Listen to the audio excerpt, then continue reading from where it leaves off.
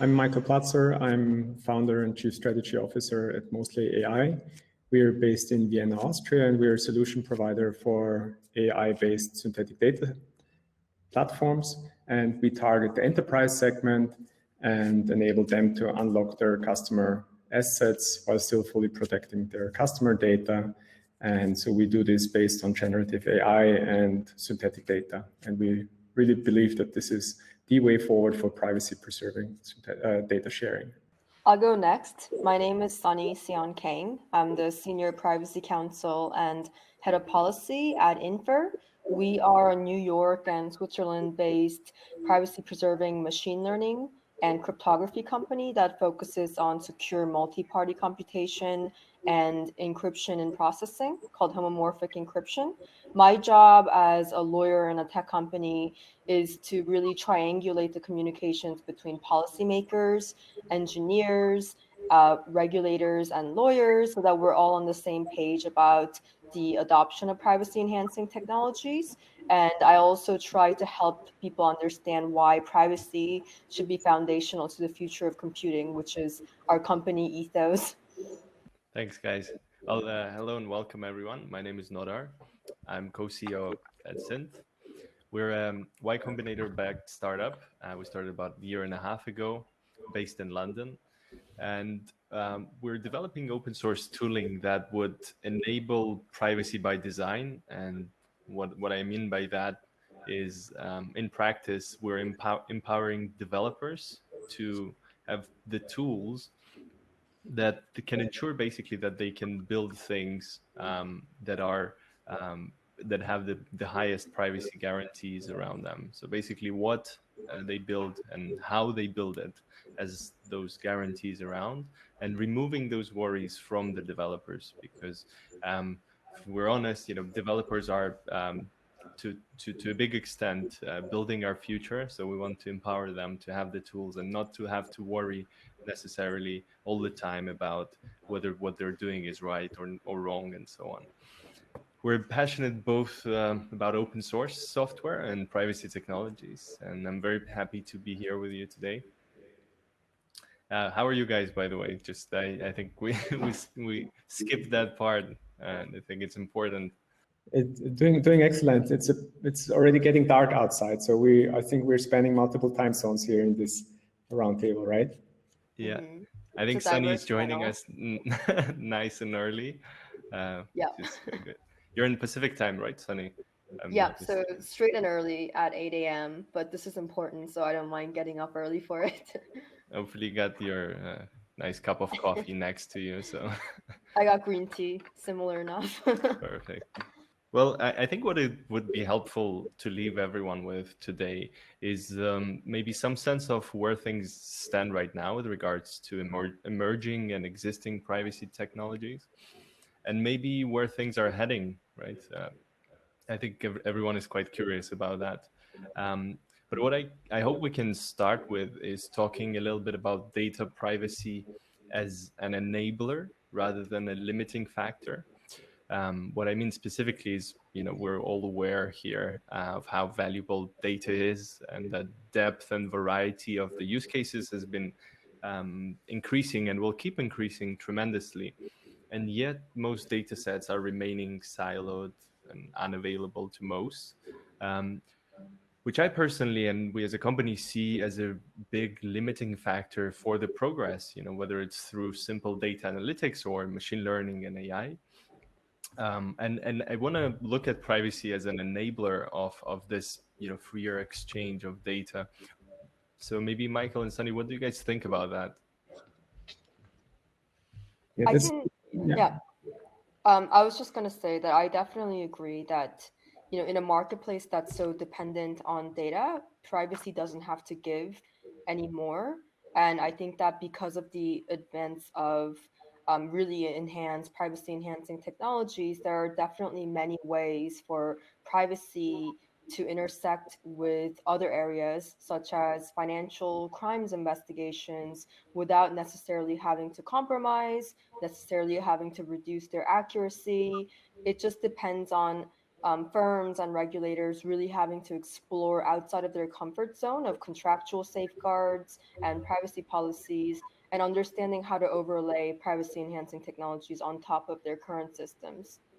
And so I would like to add to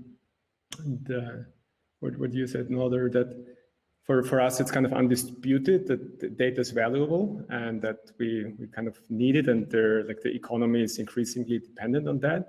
But I'm not totally convinced that this is absolutely undisputed. And so there are certain concerns about more and more data being collected and actually also using this for insights. But if you think about it, our whole science depends on data, depends on information. And there are rather concerns that we are going into a post-fact, post-truth society where we discard actually the available data that we have at hand, but we need the data, we need to learn about our environment, about our society, and also about ourselves. So we three of us, we're all on the same page. We are absolutely advocates for data, while at the same time not giving up on privacy and enabling this, while still recognizing there is a trade-off to be made, but the new technology allows us to optimize the trade-off. That's what we're all after. So having both data in place as well as privacy in place. But we are rooted here in Europe, so I think data privacy is very high on in our value system as well. It goes in our bloods in a way. Yeah, well, to some extent driven by regulation, but I guess you also see a lot of activism through where companies are doing this not because of the tick. I have to say, admittedly, I've seen more of this in the US. Where maybe things start in the public domain first, and then kind of follow into the policy. I think here in Europe, a lot of the times, though, it still comes down to becoming compliant and maybe ticking the box. What has your impression been so far, Michael? Because I know you're with me in Europe, but Sunny, maybe you've had some experiences as well. Yeah, I think it's not coincidence that GDPR started out in Europe, and that Europe is on the regulation side also in the lead. But it's more recognized that there is value as a differentiator for companies in adopting privacy preserving technologies. And so there's, on one hand, there's a deeper recognition in the US for the value of data. And at the same time, there's, I think, a deeper recognition for the strategic value in actually being loud and proud of adopting privacy-enhancing technologies within the US, and also using that for their own advantage. So seeing that more as a strategic than as a compliance play. I would add on to that and say that I think just like the Constitution, the GDPR is really a living, breathing document. It really evolves to adopt, newer standards of privacy-enhancing technologies. And privacy is really meant to be an iterative assessment. It's not meant to be just a checkbox of compliance. And I think in that sense, the US does have a lot of fragmentation because we don't really have centralized data protection authorities. However, we do have federal agencies and state attorney generals that try to collaborate and do privacy enforcement. And because of this, I think there's a lack of guidance for companies in the US to not only understand how to execute fair information principles like data minimization, but also on using privacy by design to automate the self-execution of these principles like purpose limitation of data. And that's something that might be both a normative and a policy divergence in the EU and the US, but with a lot of key decisions coming out of the Court of Justice of the European Union, like Schrems II, it's really becoming a global concern. And I think American companies are catching up to that. That makes sense. We've talked a bit about, but by the way, I want to preamble this by saying that if you guys in the audience have some questions, please feel free to pop them into the chat, and we'll either try to include them into the conversation, as we go, or just come back to them at the end of the session. So I wanted to, because we've mentioned the regulation quite a few times right now. Is privacy really something? And I'm being kind of playing devil's advocate here. Is it something that needs to be regulated or can be solved by free market forces? And if it has to be regulated, then is regulation actually at the moment making it worse or better? Yeah, those are good questions. Those were actually two questions. So maybe a brief answer to the first one. Do we require regulations? Yes, I think so, absolutely. Any activity that has potentially negative side effects for the broader society and not only for the stakeholders making the decisions requires regulation, so that it translates to costs, so that it even makes it into the consideration set of the industry. And I tend to liken it with the privacy advocate being kind of with the environmentalist. So also for protecting the environment, you need to have regulations in place, and that will then actually foster the technological progress as well as the adoption. I definitely agree. I think that the burden of privacy should never be on the consumers because they simply don't have the resources to protect their own. And I think the discussion about privacy enhancing technologies is really an emphasis on putting the burden back on the companies to invest in technologies. And I'm seeing a lot of comments about federated learning, homomorphic encryption, synthetic data, and that's really baking in a design-based program for privacy in a way that it really self-executes, like firewalls for data. It doesn't expose data to unnecessary exposure to third parties. And yeah, I think that's really important to discuss as well. Nader, sorry, I will throw the question back to you because you're playing here the moderator. But so how do you see it with the gray area and kind of like also the problems and the issues that arise with the current regulations that we have in place? Yeah, I think it's really kind of important to look at the perspective of companies who are just starting and maybe a bit confused about what's going on and therefore less likely even to start sometimes. If you need sometimes if you need legal advice to start a company or maybe legal counsel on board from day one, it may make things more difficult. And similarly to investors, as a privacy company, as a startup, we have seen this a lot. That investors in many cases don't understand the regulation, need a lot of kind of hand-holding to really grasp what kind of a problem is being tackled here or there and so on. So it's a new space in some ways, right? It's up and coming, probably a better way to put it. I think regulators are taking this information theory problem and trying to solve it with law, which has some issues with it.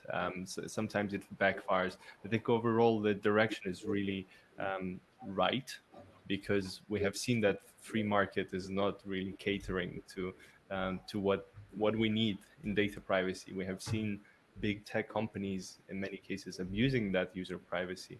So I'm personally quite excited about the new generation of technologies that are coming here to enable that future. I mean, I don't know what solutions you guys see to this problem with regulation versus tech, emerging startups, investments, and so on. I mean, they're not necessarily against one another, but there is very interesting interplay going on. No, I just wanted to relate, Sunny, to what you said before, also in terms of the comparison with the Constitution. Like the U.S. Constitution is 1780 something, and we are in year 2 of GDPR, and the courts have still not decided and made many of the calls that are needed actually to get this type of clarity. And what is also lacking is there aren't even clear certification bodies in place that would kind of give this type of security and approval stamp to privacy enhancing technologies.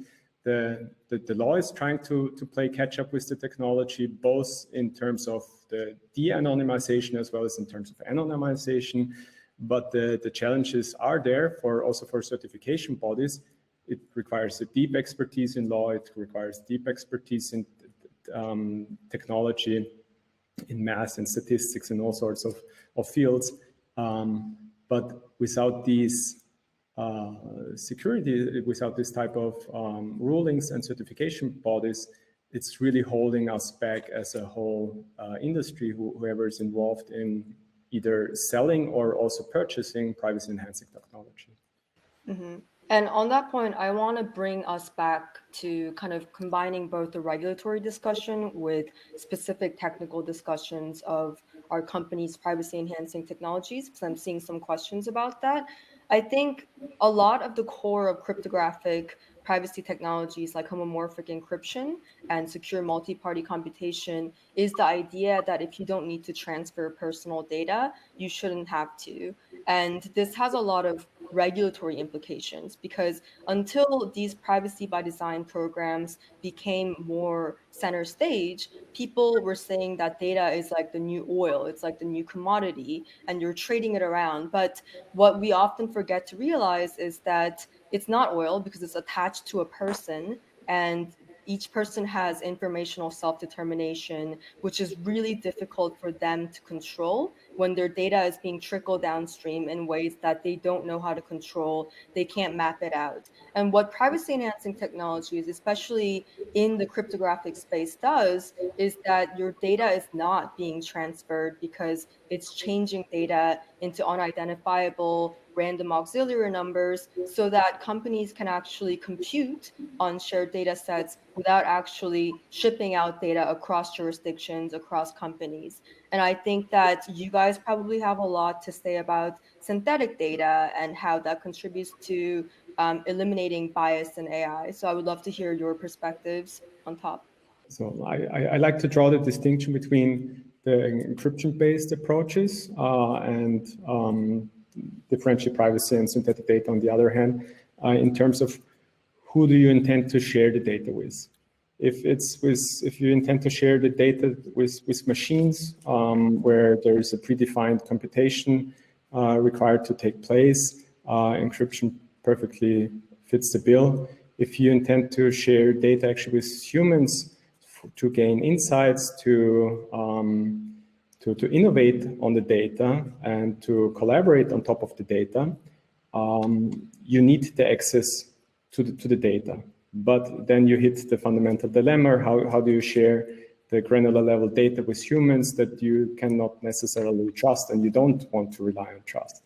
And that's where the beauty of synthetic data is. You have statistical representative data, which retains the information, the patterns, those that you are interested to pick up for your own learning, but you're never exposed to the granular level raw data, and it's not needed anymore. And this would not have been possible just 4 years ago. I mean, synthetic data has always been around, but the advances that are now taking place thanks to machine learning and AI are just really drastic and providing yet another solution. And I think we all agree here, there's like a plethora of options emerging. And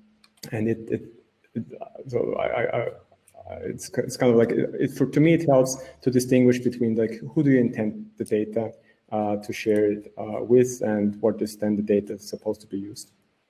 Yeah, well, I think just to add to that, and you know, it's quite good to get a chance to talk about synthetic data and the different applications here.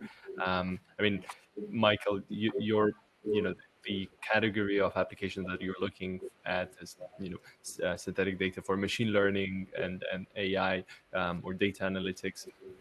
Which is, you know, a different angle from which we are looking at it, for example, which is synthetic data for developers. This is just to say that there are many different technologies emerging, and the applications of these can be very different depending on who the end user is. Whether, as you said, Michael, it's a machine, it's a human being, and then also within human being that there can be different types of human being, different roles.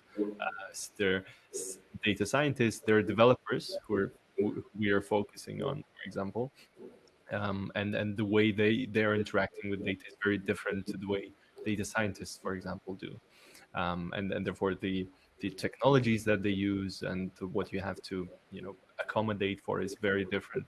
Um, this is all to say that there probably, and I think everyone would agree with that, there isn't one solution fits all. Privacy is such a multi-dimensional space, and there are so many problems that need to be addressed that you need the combination of all of these different technologies to come together. I think partly on the consumer side, in big part on the B2B side, which is what our companies are focusing on. I think there was another session in this, which was quite interesting, about consumer-facing data privacy technologies.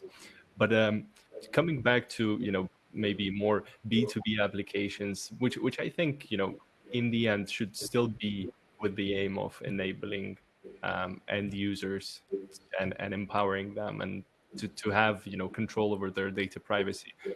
An interesting space for me is this idea of standardization of policies, and I think it's it's to some extent inspired by recent developments with WhatsApp. They're them updating their privacy policies, and a lot of people shifting from WhatsApp to platforms like Signal and Telegram, and to me that's quite interesting because I don't think that like everyone actually understand what those changes are, but they have seen something going on and they just decided to move. And for me that reflects a general inability of people to understand what are those privacy policies. I mean, they are huge documents which are written in legal, not necessarily human language, which I personally don't understand. And I've been working in this space, I've been reading those policies many times, um, and maybe there is something to do to enable this, both for companies, right, who are me as a company starting up.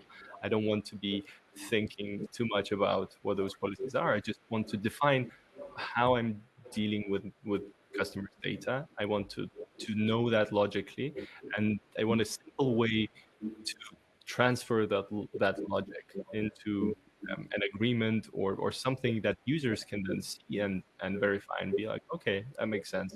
This company is more privacy aware than the other company. Whereas right now, I think those privacy policies are not playing that role. Mostly, lawyers read those policies. Yeah, as a lawyer who has read hundreds of privacy policies, I definitely agree that even the people who are most trained in privacy don't really understand what companies mean when they say we might share your data. I don't know granularly what data they're sharing to which third parties. And of course, consumers are going to have an even more hard time being less informed about the implications of that. When I was working at the California Department of Justice under privacy policy enforcement, because that's one of the only states in America that have legislation that oversees privacy policies, we did a joint study with Carnegie Mellon University that showed that people just don't understand privacy policies, which is really what propelled me into the field of privacy enhancing technologies, because paper safeguards like policies and contracts that we have so much relied on for decades is failing. And because this is all legal obligations and legal fiction on paper, it does nothing in practice to actually safeguard people's data and mitigate risk against security breaches and privacy breaches. And that's really difficult for consumers to understand.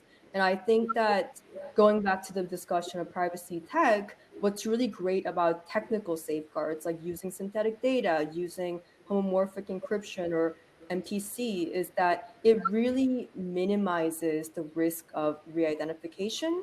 It eliminates the need for third-party data transfers, And it also really helps in having a diverse data source for people to rely on. And that's something that's very significant.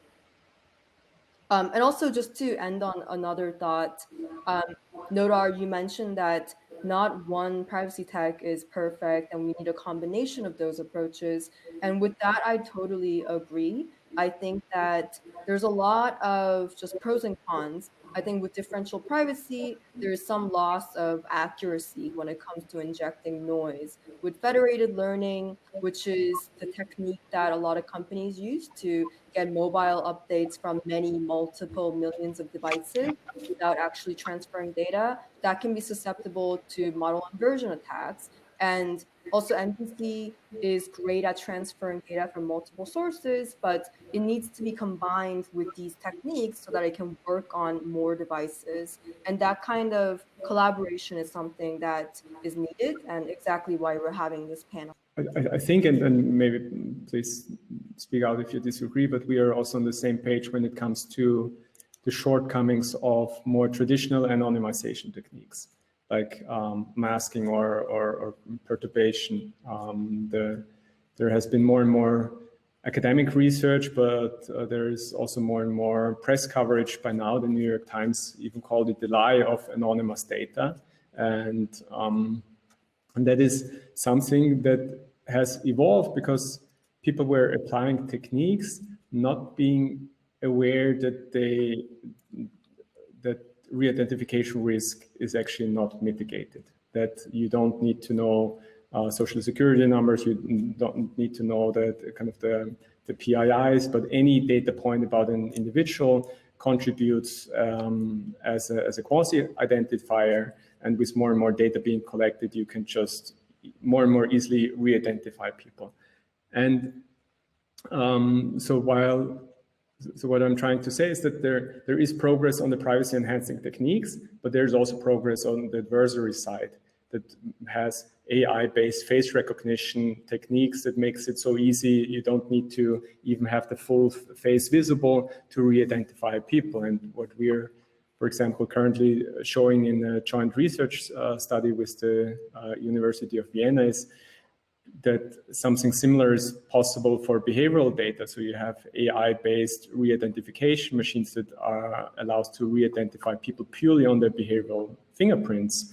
And that has huge implications because you cannot mask or obfuscate anymore as these patterns are so unique to us. So progress is happening. Progress is happening at both sides. Yeah, that's one of the key motivations for us to kind of join this type of community that we have here and hear different types of angles, different types of solutions to the same core challenge, that is, how can we make the most out of the data while still not giving up on the privacy. And I would also like to discuss some specific use cases of all of our technologies as well. I think that we are also planning to discuss the benefits of regulatory tech sprints, especially when it comes to demonstrating compliance and really helping regulators and the public and the companies understand what differentiates these techniques and why is it necessary to overlay or replace their legacy systems. And for Infer, we participated in the United Kingdom's Financial Conduct Authority tech sprint, and we really appreciated having the sandbox experiment to demonstrate a solution with the blessing of the regulator and with the supervision of the regulator. And this allowed us to explore the application of privacy enhancing technologies in the financial crime investigations field. And this is really pertinent because right now there is some tension between the GDPR and AML directives, so anti-money laundering directives, because firstly, privacy is very data minimalist and careful with the amount of data that you collect and reuse. Whereas with financial investigations, there's a lot of need for due diligence and customer verification. So it's very data maximalist. And to actually resolve these tensions is a way for privacy enhancing technologies to come in, because privacy enhancing technologies really allow you to compute on the data without actually transferring or retaining personal plain text information. And I would also really like to hear about Nodar and Michael, your use cases in AI and machine learning. Sure. I can maybe speak briefly about how we use synthetic data, and what the main use case is for stuff that Synth is working on. We're primarily, as I mentioned, focusing on developers, who we found to be quite often at the end of the stick in the company, where the privacy policy is defined by maybe compliance, regulatory or legal, and then developers are left to deal with it and implement it.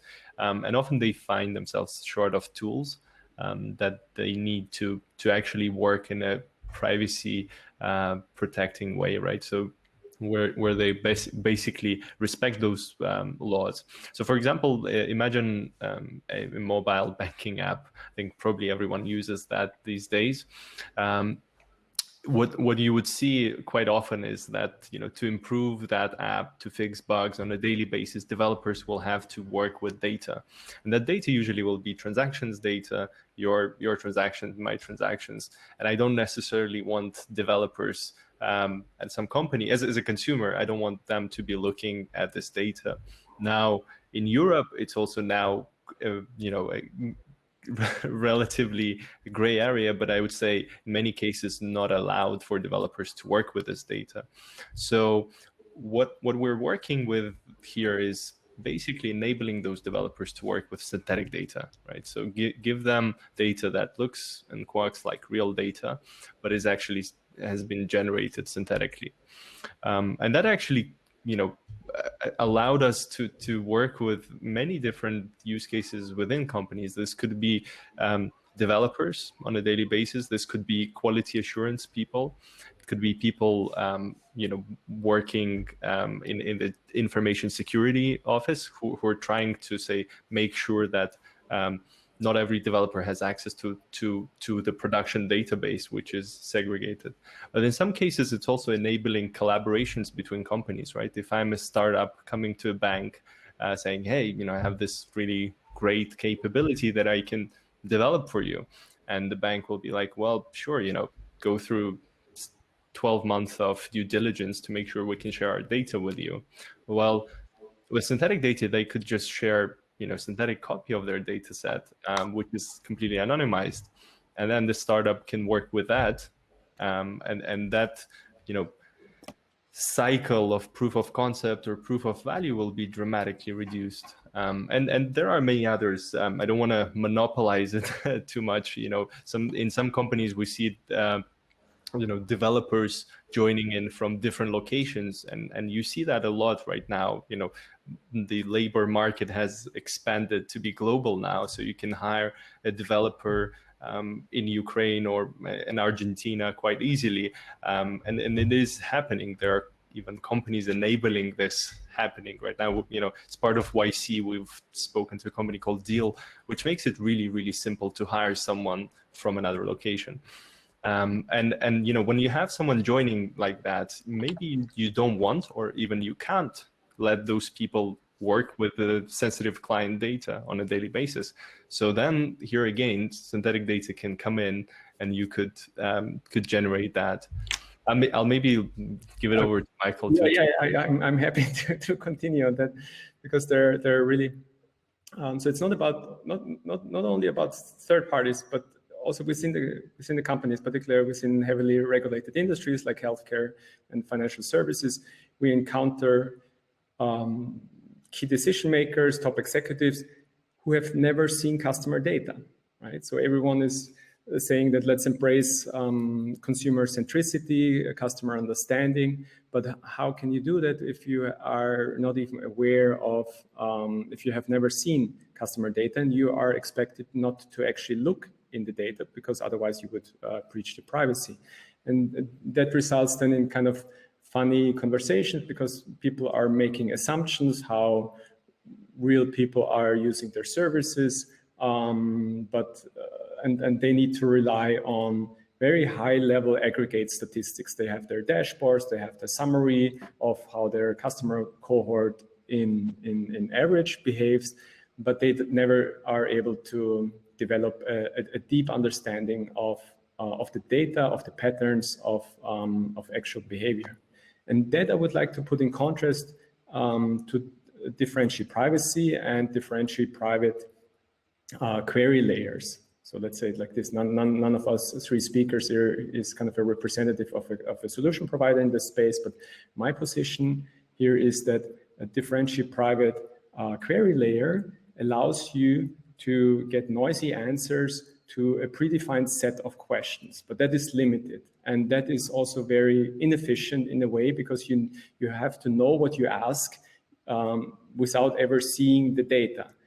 Imagine there's alien landing on Earth, they have never seen a human people, and now they need to ask questions, but you don't even know where to start with because you have never seen the data, you don't know the attributes, you don't know the fields, and so forth. So rather than relying on a query and noisy answer system, what's better than sharing statistical representative data that's truly anonymous, but it's just as rich and diverse and faithful like the original data. And that's where Nodar and us are, we're both in the same boat and fully advocating here synthetic data as a secure privacy mechanism when it comes to granular level data. I see a question that I want to answer before this session wraps up about the future of regulation regarding privacy by design. And in a closing note, I really want to summarize some of the obstacles that privacy tech implementation is facing right now and suggestions on policy reforms to move forward in standardizing these technologies. Because I believe that we've really explained, what the benefits are to the consumers, what the benefits are to the companies in using these technologies to unlock new uses of data that they currently can't. And firstly, one of the biggest obstacles to actually proliferating privacy tech is that privacy legislation is usually written in a technology neutral way because regulators don't want to commit to a specific state-of-art technology that exists at the time and then later be outpaced by the technology. In other words, they don't want the legislation to ossify and become like fragile bones of quickly improving marketplace of privacy tech. And because of this, there aren't specific guidelines on what companies should look for when they're adopting new privacy enhancing technologies, which already don't have a lot of exposure in the mainstream compared to other techniques like standard contracts, standard anonymization techniques. And it's really difficult to clarify compliance and go past the proof of concept stage because regulators aren't as aware of the different techniques that are out there and the different drawbacks and pros and cons that we discussed today.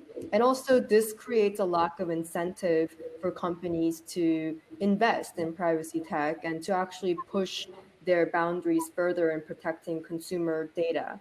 And I think some of the suggestions that we should take away from this is that, firstly, I'm really glad that this conference is happening because we're learning about a lot of different privacy tech and the compliance benefits of it and the policy recommendations surrounding it.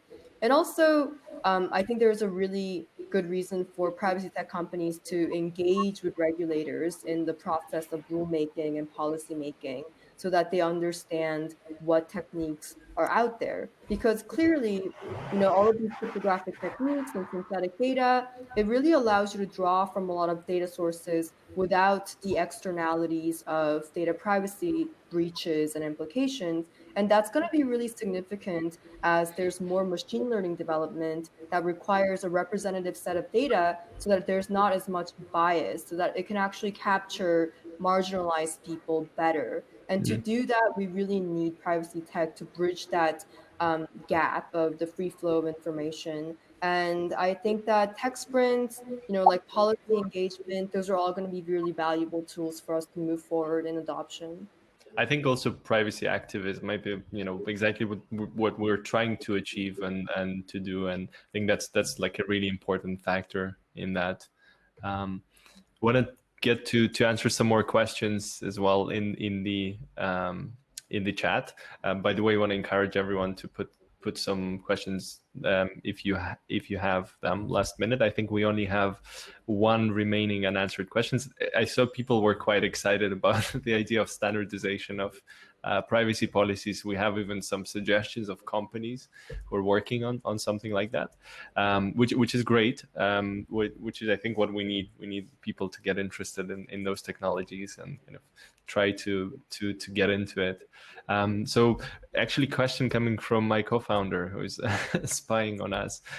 So what does privacy tech and the corresponding regulation look like at the limit? And what is on the horizon for the next 20, 50, 100 years? I can quickly answer like a couple points that I see important from my side.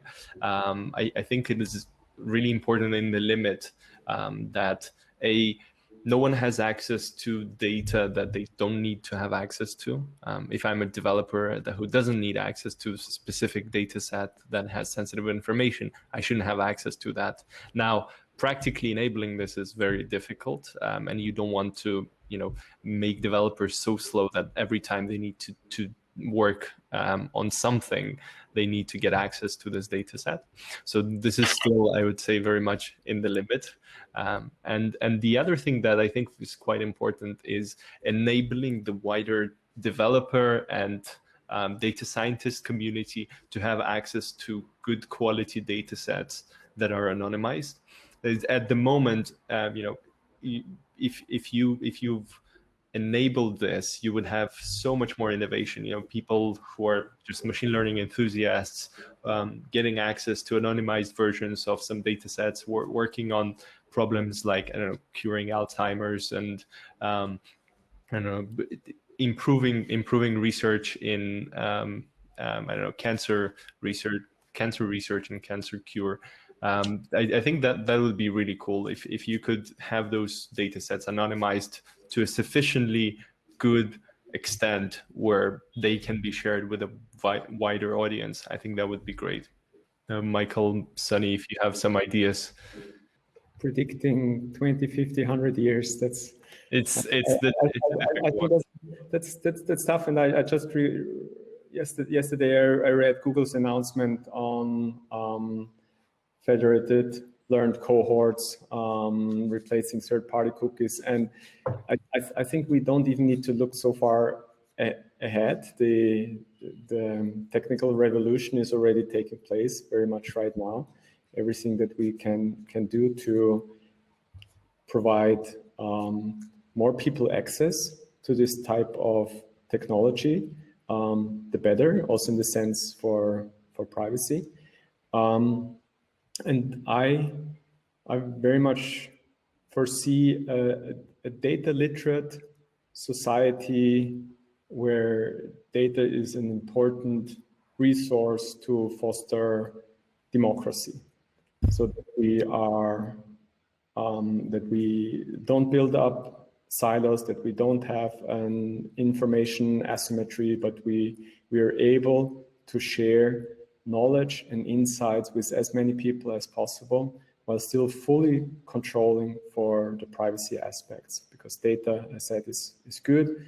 Science depends on it. Insights, learning depends on it. And thus we, I have a very optimistic perspective on this one, that we also as solution providers are kind of making all our small contribution towards this bigger goal that data can be democratized, and it will actually help us to build a fairer and more informed general society. And I'll just end by saying that I'm optimistic too. I think that we should always remember that privacy tech has very real life implications of curing cancer, improving biomedical AI, catching financial crimes, and extending credit to foreigners that enter America. So these are all very important social goals that are being backed up by privacy tech. And thank you. And hopefully also ensures that governments and companies don't know every move that we make and every little thing that we do. I think that's also quite important to ensure, as you said, Michael, a democratic society. And we don't want to end up in a world where big brother is watching us all the time, whoever that big brother is, or if there are many big brothers. No big brothers. And on that note, I think we can finish that discussion. I really enjoyed it. So thanks a lot, guys. Thank you. Bye. Thanks, Nodar. Thanks, Sunny.